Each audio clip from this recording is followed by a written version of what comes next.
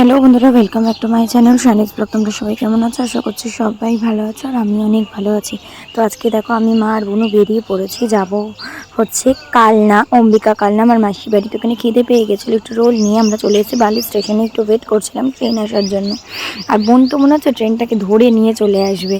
যাই হোক, তারপরে এই যে ট্রেনে উঠে পড়েছি আমরা।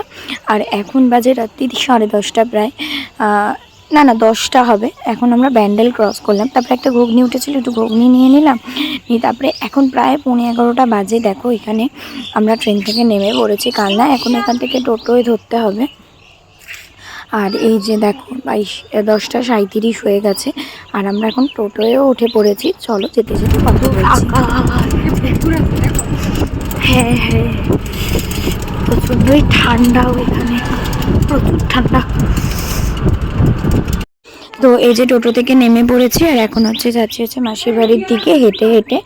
আর এই চলে এসে এখন ডিনার করে আজকের ভিডিওটা এখানেই এন্ড করবো। চলো টাটা।